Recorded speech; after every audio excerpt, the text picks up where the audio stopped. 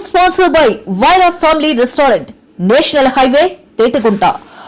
నోరూరించే వంటకాలు, అసలైన మసాలా దమ్ముతో అదిరిపోయే నాన్ వెజ్ రుచులు మీకోసం. విచ్చేయండి Vaira family restaurant, national highway, Tetagunta, Tuni మండలం, కాకినాడ జిల్లా. Namaste, welcome to Y news bulletin లో ముందుగా హెడ్లైన్స్ చూద్దాం. ప్రజా అవసరాలకు అనుగుణంగా అభివృద్ధి పనులు. కోటనందూరు మండల పర్యటనలో యనమల దివ్య వెల్లడి.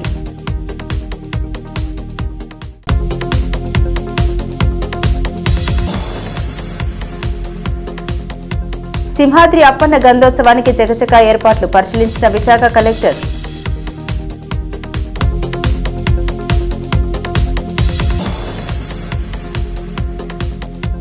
రైస్ మిల్లర్లతో కాకినాడ జేసీ సమావేశం. ధాన్యం కొనుగోలుపై దిశానిర్దేశం.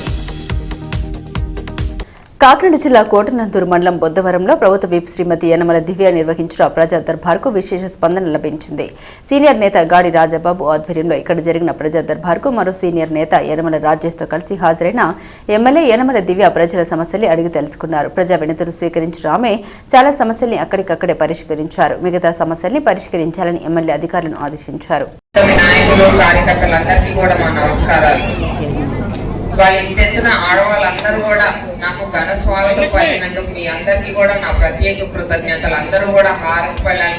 అప్పుడు డోర్ టు డోర్ ఎలా చేసినా ఇప్పుడు కూడా అదే ఫీలింగ్ తోటి మీరందరూ కూడా మళ్ళీ మొదటిసారి చూస్తున్నాను మేడంని అని చెప్పేసి అందరూ కూడా ఇవాళ ముందుకు వచ్చి నాకు ఆశీర్వాదం ఇచ్చినందుకు చాలా సంతోషంగా ఉంది. అందరికీ కూడా మరొకసారి నా ధన్యవాదాలు. అలాగే ఇవాళ ఇక్కడ కొత్తవరంలో మనం ప్రజా దర్బార్ అనేది ఏర్పరచుకున్నాం. ఇక్కడ మీకు ఏమైనా ఇబ్బందులు ఉన్నా సరే, ప్రభుత్వం నుంచి రావాల్సినవి ఏమైనా ఉన్నా సరే, డిపార్ట్మెంట్లు అందరూ కూడా ఇక్కడే ఉన్నారు కాబట్టి మీరు అందరు కూడా మీ యొక్క అర్జీ నాకు ఇస్తే నేను డైరెక్ట్ గా కూడా వాళ్ళతో పరిష్కరిస్తాను.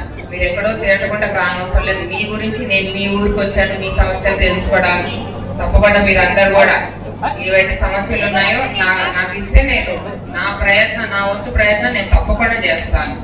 ఇప్పటి వరకు మన ప్రభుత్వం, మన కూటమి ప్రభుత్వం ఏర్పడి అప్పుడే 2 సంవత్సరాలు, దాదాపు 2 సంవత్సరాలు కావస్తుంది. ఈ 2 సంవత్సరాల్లో కూడా మనం ఎన్నో మంచి కార్యక్రమాలు చేసుకున్నాం. మీ బొద్దవరం గ్రామానికి వస్తే మీకు ఎన్ఆర్జీఎస్ ద్వారా కూడా 55 లక్షలు ఇవ్వడం జరిగింది.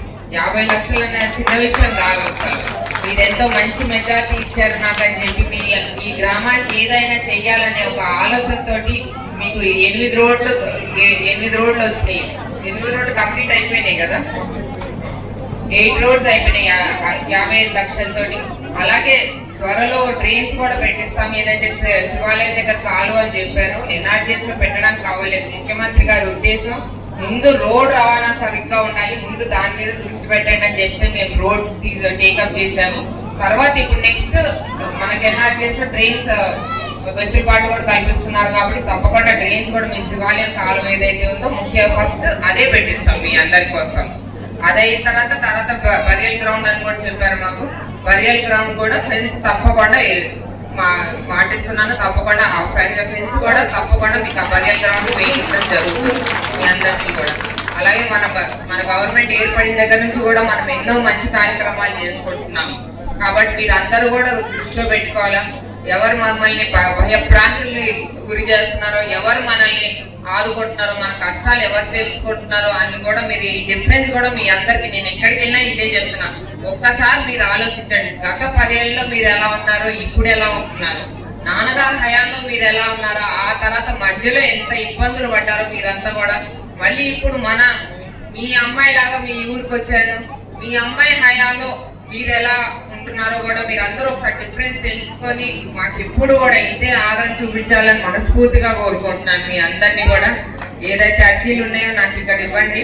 అలాగే పెన్షన్లకు వచ్చేసరికి కొత్త పెన్షన్లు తప్పకుండా మా కూటమి ప్రభుత్వం పేదల ప్రభుత్వం కాబట్టి తప్పకుండా కొత్త పెన్షన్లు అనేవి మేము రిలీజ్ చేస్తాము. అందులో ఏ భయం అక్కర్లేదు.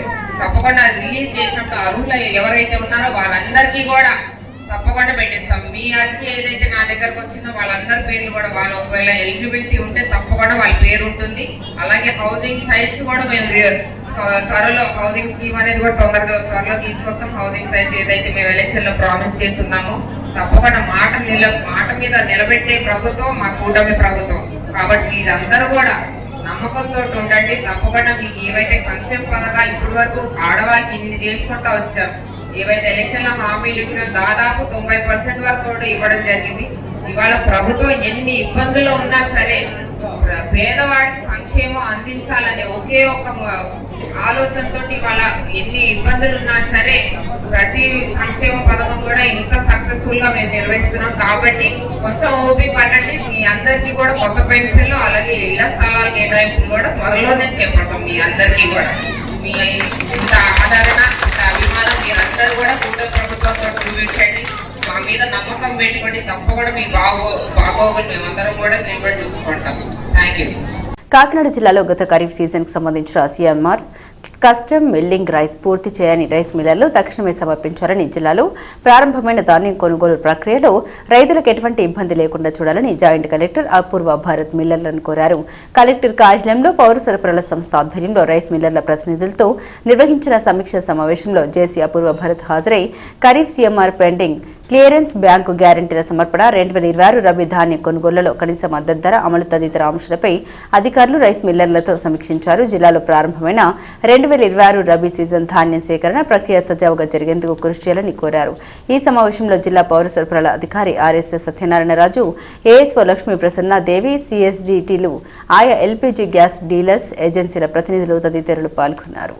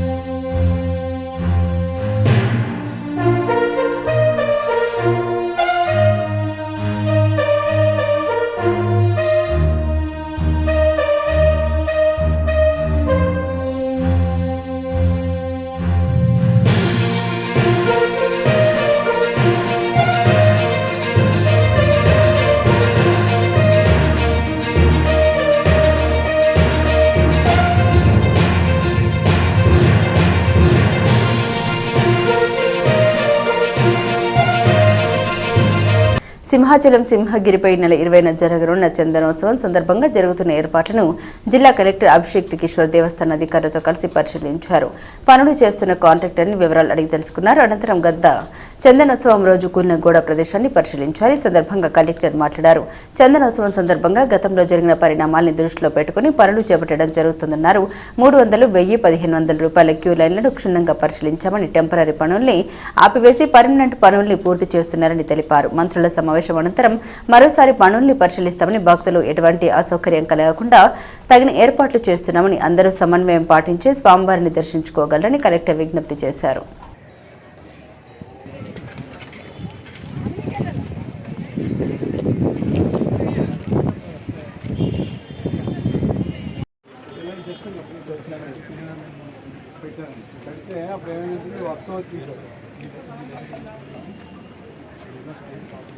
ఈరోజు మనం సింహాచలం దేవస్థానంలో చందనోత్సవం కోసం చేస్తున్న ఏర్పాట్లన్నీ పరిశీలించడం జరిగింది.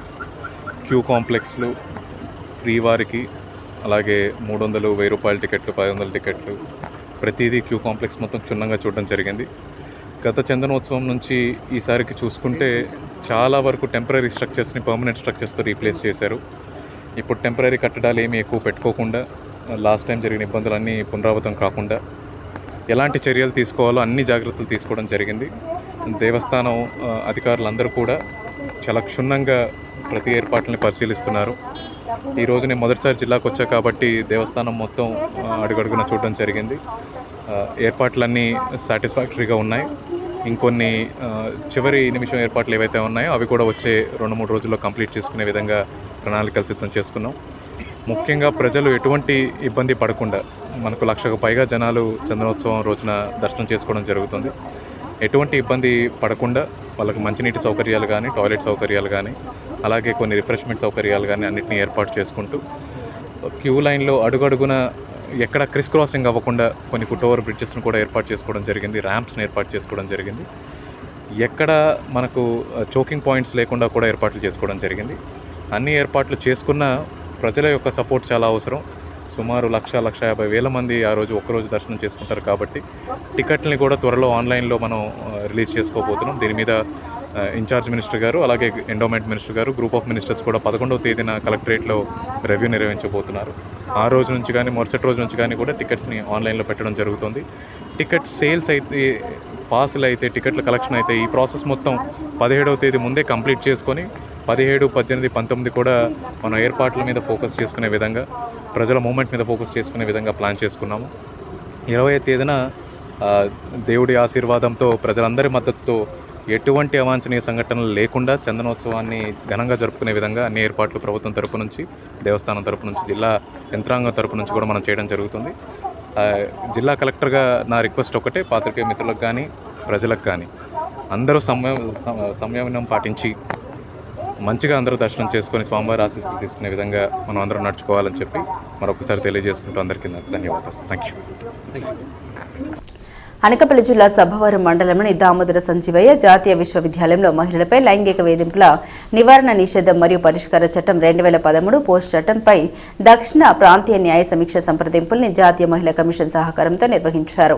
ఈ కార్యక్రమంలో న్యూఢిల్లీలోని కేంద్ర సమాచార కమిషనర్ సుధారాణి రేలంగి ముఖ్య అతిథిగా హాజరయ్యారు. ఈ సంప్రదింపుల్లో జాతీయ మహిళా కమిషన్ సభ్యులు, విశాఖపట్నం బార్కు చెందిన ప్రముఖ న్యాయవాదులు మరియు జాతీయ న్యాయ విశ్వవిద్యాలయ అధ్యాపక బృందంలోని విషయ నిపుణులు పాల్గొన్నారు. వైస్ ఛాన్సలర్ ప్రొఫెసర్ సూర్యప్రకాష్ రావు మాట్లాడారు. ప్రాచీన కాలం నుండి ఆధునిక కాలం వరకు మహిళల స్థానాన్ని మరియు పని ప్రదేశంలో మహిళలపై లైంగిక వేధింపుల నివారణ, నిషేధం మరియు పరిష్కార చట్టం 2013 రూపొందించడం వెనుక ఉన్న నేపథ్యాన్ని వివరించారు.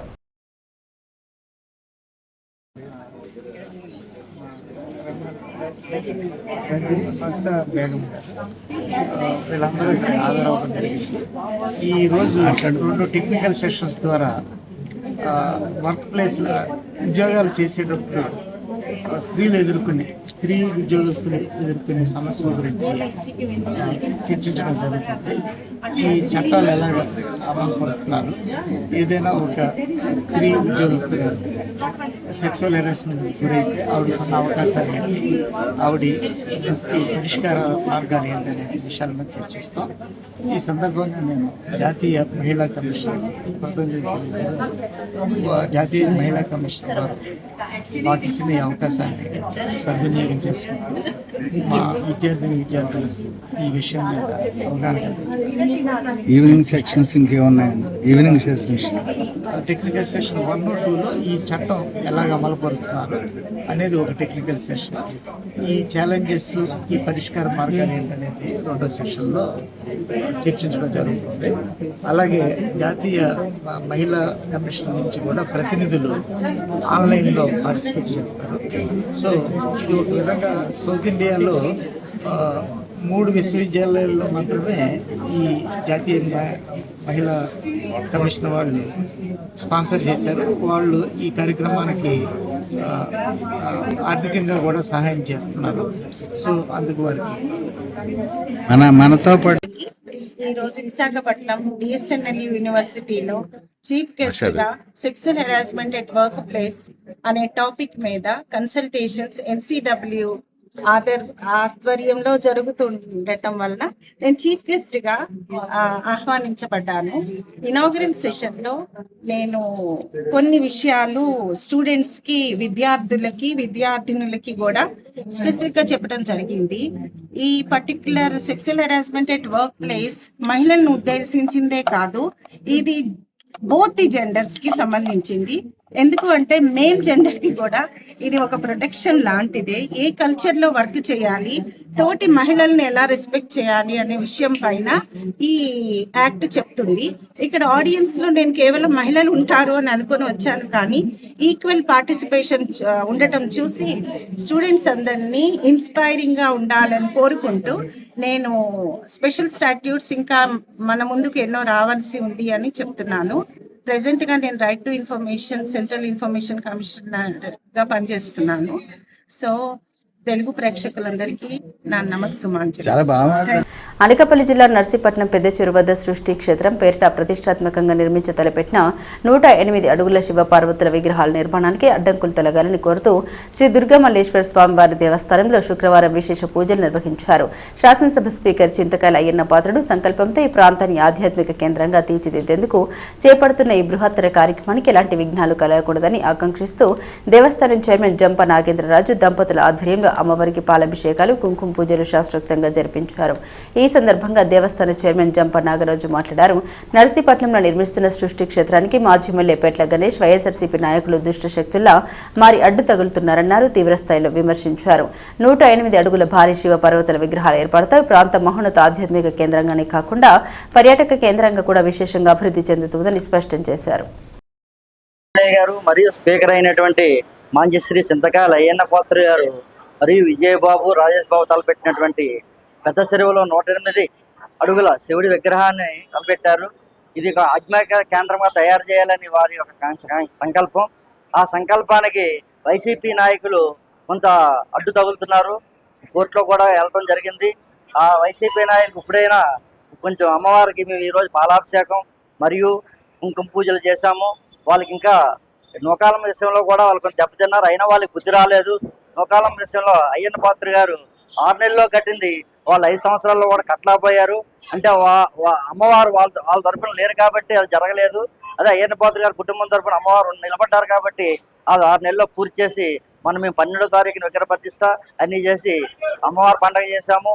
అలాగే మరిడం పండుగ కూడా చేయడం జరిగింది. ఆ మరిడం పండుగలో కూడా మమ్మల్ని అందరినీ ఇన్వాల్వ్ చేసి మా యొక్క సేవలను ఉపయోగించినందుకు మేము అయ్యన్న పాత్ర గారి ఫ్యామిలీకి ధన్యవాదాలు తెలియజేస్తూ వారికి నిలబడి ఉంటామని చెప్పి అనుకుంటున్నాము. పెద్దలు అయ్యన్న పాత్ర గారి ఫ్యామిలీ మన పెద్ద చెరువులో నిర్మించతలపెట్టిన 108 అడుగుల శివపార్వతుల విగ్రహాన్ని కొంతమంది దుష్ట శక్తులు అడ్డుకోవడానికి ప్రయత్నిస్తున్నాయండి. ఆ విగ్రహం కట్టడానికి ఎలాంటి ఆటంకం జరగకుండా ఈరోజు నర్సీపట్నం దుర్గామల్లేశ్వర అమ్మవారి దేవస్థానంలో కుంకుమ పూజలు, పాలాభిషేకం చేసి ఎక్కడైతే తలపెట్టారో ఆ స్థలంలో ఈ పూజా సామాగ్రి పట్టుకెళ్ళి వేయడానికి ఇక్కడ ఉన్న పెద్దలు, ఆలయ కమిటీ కూడా నిర్ణయించిందండి. ఈ దుష్ట శక్తులకి సరైన బుద్ధి చెప్పి ఎలాంటి ఆటంకం జరగకుండా చూడాలని ఆ దుర్గా మల్లేశ్వర దేవస్థానం ఆలయ కమిటీ వారు మేము కూడా అందరం కలిపి అమ్మవారిని పూజించి సర్వత్రా అందరం కూడా ఈ 108 అడుగుల విగ్రహానికి ఎలాంటి ఆటంకం జరగకూడదని అందరూ మనస్ఫూర్తిగా కోరుకుంటూ సృష్టి క్షేత్రం అని మాతా శిశు సంక్షేమానికి కేంద్ర రాష్ట్ర ప్రభుత్వాలు శక్తివంతమైన పథకాలను అమలు చేస్తున్నాయని టీడీపీ తుని నియోజకవర్గ ప్రధాన కార్యదర్శి డాక్టర్ వెలగ వెంకట కృష్ణారావు అన్నారు. కాకినాడ జిల్లా కోటనందూరు ప్రాథమిక ఆరోగ్య కేంద్రంలో ప్రధానమంత్రి మాతృత్వ సురక్ష సంపూర్ణ పోషణ పథకాన్ని డాక్టర్ వెలగ ప్రారంభించారు. ఈ పథకం కింద ప్రతి నెల 9వ తేదీన గర్భిణులకు ప్రత్యేక పరీక్షలు నిర్వహించే క్రమంలో శ్రీ అల్లూరి సీతారామరాజు సేవా కమిటీ ఆధ్వర్యంలో ప్రాథమిక ఆరోగ్య కేంద్రంలో పౌష్టికాహార పంపిణీ కార్యక్రమాన్ని ప్రారంభించారు. అనంతరం గర్భిణులకు సామూహిక సీమంతాలు నిర్వహించారు. ఈ కార్యక్రమంలో డాక్టర్ యామిని, షేక్ మీరాబాయ్ తదితరులు పాల్గొన్నారు. నమస్కారం. ఈరోజు కోటనందూరు మండలంలో కోటనందూరు గ్రామంలో ఉన్నటువంటి ప్రాథమిక ఆరోగ్య కేంద్రం ప్రతి నెల 9వ తారీఖు నాడు మండలంలో గల గర్భిణీ స్త్రీలందరూ కూడా ప్రతి నెల 9వ తారీఖు నాడు ఇక్కడికి ఆరోగ్య కేంద్రంలోకి చెకప్ నిమిత్తం వస్తుంటారు. అలాగే ఈ ఆరోగ్య కేంద్రం ప్రారంభ తేదీ 9వ తారీఖు కావడంతో ప్రతి నెల 9వ తారీఖు నాడు ఈ వచ్చిన గర్భిణీ స్త్రీలందరికీ కూడా మండల వ్యాప్తంగా వచ్చిన గర్భిణీ స్త్రీలందరికీ కూడా ఇక్కడ ఉచితంగా పరీక్షలు చేసి వారికి కావాల్సిన మందులు అన్ని రకాల కార్యక్రమాలు జరుగుతూ ఉంటాయి. అలాగే ఆ 9వ తారీఖు నాడు ఈ కార్యక్రమానికి ఇచ్చేసినటువంటి మహిళలందరికీ కూడా గర్భిణీ స్త్రీలకు అందరికీ కూడా మన కోటనందూరు గ్రామంలో ఉన్నటువంటి శ్రీ అల్లూరు సీతారామరాజు సేవా కమిటీ మరియు పెద్దలు అందరూ కూడా సహకారంతో ప్రతి నెల గర్భిణీ స్త్రీలందరికీ కూడా సుమారు 150 మందికి పౌష్టికాహారం అందించే కార్యక్రమం అప్పుడే గతం నుంచి ఒక 5 సంవత్సరాల నుంచి ప్రారంభమయ్యి జరుగుతూ ఉంది నిత్యం. అలాగే ఈ రోజు కూడా ఆ కార్యక్రమంలో భాగంగా ఈరోజు సుమారు 150 మందికి గర్భిణీ స్త్రీలకి ప్రాథమిక పరీక్షలు చేసి, అలాగే 9 నెలల నుంచి గర్భిణీ స్త్రీలందరికీ కూడా ఈరోజు శ్రీమంత కార్యక్రమం పెద్దలందరి సమక్షంలో, డాక్టర్ గారి సమక్షంలో శ్రీమంతం కార్యక్రమం కూడా చేసి ఎంతో ఆనందంగా వారందరికీ కూడా పౌష్టికాహారం అందించిన ప్రతి ఒక్కరికి అల్లూరు సీతారామరాజు సేవా కమిటీ అందరికీ కూడా ప్రతి ఒక్కరికి పేరు పేరున ధన్యవాదాలు తెలియజేసుకుంటున్నాం. అలాగే ఈ కమిటీ తరఫున మరెన్నో కార్యక్రమాలు అద్భుతంగా జరగాలని మనస్ఫూర్తిగా కోరుకుంటూ ఈరోజు మేము గ్రామం తరపు నుంచి ఈరోజు ఈ పిహెచ్సి చైర్మన్ గా నేను యనమల దివ్య గారు, యనమల రామకృష్ణుడు గారు, అలాగే మన గాడి రాజబాబు గారు, కోతల సూరిబాబు గారు అందరి దివ్య ఆశీస్సులతో ఈ కార్యక్రమాన్ని సహాయ సహకారాలు అందిస్తున్నందుకు ఎంతో ఆనందపడుతూ వారందరికీ కూడా నా యొక్క నమస్కారాలు తెలియజేసుకుంటున్నాను. మ్యాక్సివేషన్ ఐ హాస్పిటల్ నుంచి వస్తున్నాను. నేను ఆపరేషన్స్ మేనేజర్గా చేస్తాను కాకినాడలో. మ్యాక్సివేషన్ అనేది ఇండియాలో అతిపెద్ద ఐ హాస్పిటల్ నెట్వర్క్. భారతదేశంలో కాశ్మీర్ నుంచి తమిళనాడు వరకు కంప్లీట్గా 80 బ్రాంచ్లు దాకా ఉన్నాయి. అందులో తెలుగు రాష్ట్రంలో దాదాపు 25 బ్రాంచ్లు ఉన్నాయి. అంటే ప్రతి జిల్లాకి మ్యాక్సివేషన్ ఐ హాస్పిటల్ అనేది ఉంది. ఈ రోజుల్లో కంటి సమస్యలు చాలామంది బాధపడుతున్నారు. అది షుగర్ పేషెంట్ అవనియండి, బీపీ అవనియండి, అలాగే కంటి సమస్యతో చాలా మంది బాధపడతారు. దాంట్లో ఈ మధ్య పిల్లలు ఎక్కువ స్క్రీన్ కూడా చూడడానికి అలవాటు పడతారు. మన రోజువారీ సమస్యల్లో ఫోన్ ఎక్కువ అలవాటు అవ్వడం వల్ల మన కంటి నరాలు మనకు తెలియకుండానే ఎప్పుడు ఇబ్బంది పడుతుంటాయి, డ్యామేజ్ అవుతుంటాయి.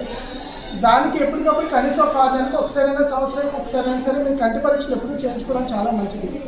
ఎందుకంటే కంటిలో కొన్నిసార్లు నరం సమస్య ఉన్నప్పుడు కానీ అది ఇబ్బంది ఎక్కువైనప్పుడు మాత్రమే సమస్య బయటపడుతుంటుంది. సో దానివల్ల ఎప్పుడు కనీసం 6 నెలలకు, సంవత్సరానికి ఎప్పుడు మీరు కంటి పరీక్షలు చేయించుకోవాలి. అందుకు మ్యాక్సివేషన్ అనేది సరైన హాస్పిటల్ అమ్మ. మా దాంట్లో అన్ని సమస్యలకి ట్రీట్మెంట్ చేయబడుతుంది. కంటికి ఏ సమస్యలు ఉన్నా సరే ట్రీట్మెంట్ చేస్తాము. మాకు ఆర్టిఫిషియల్ సదుపాయాలు కూడా ఉన్నాయి. ఫ్రీ కన్సల్టేషన్ కూడా ఇస్తున్నాము. కొన్ని కార్డు ఇస్తాము. దాని ద్వారా మీరు మీ కుటుంబ సభ్యులు ఎవరైనా ఒక 4 వాళ్ళకి ఉచితంగా ఫ్రీ కంటి పరీక్ష చేయించుకోవచ్చు. దాని కార్డు వారి ఒకటి 1000 రూపాయల పైనే ఉంటుంది. సో దాని ద్వారా మీ ఫ్యామిలీ మొత్తం ఫ్రీ ఐ టెస్ట్ చేయించుకోవచ్చు. బులెటిన్ ముగించే ముందు హెడ్లైన్స్ మరోసారి. ప్రజా అవసరాలకు అనుగుణంగా అభివృద్ధి పనులు. కోటనందూరు మండల పర్యటనలో యనమల దివ్య వెల్లడి.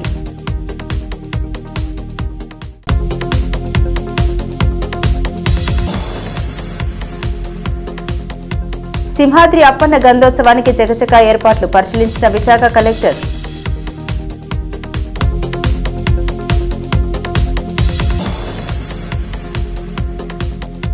రైస్ మిల్లర్లతో కాకినాడ జేసీ సమావేశం. ధాన్యం కొనుగోలుపై దిశానిర్దేశం. ఇవి బులెటిన్ అప్డేట్స్. మరిన్ని అప్డేట్స్ కోసం చూస్తూనే ఉండండి వై న్యూస్.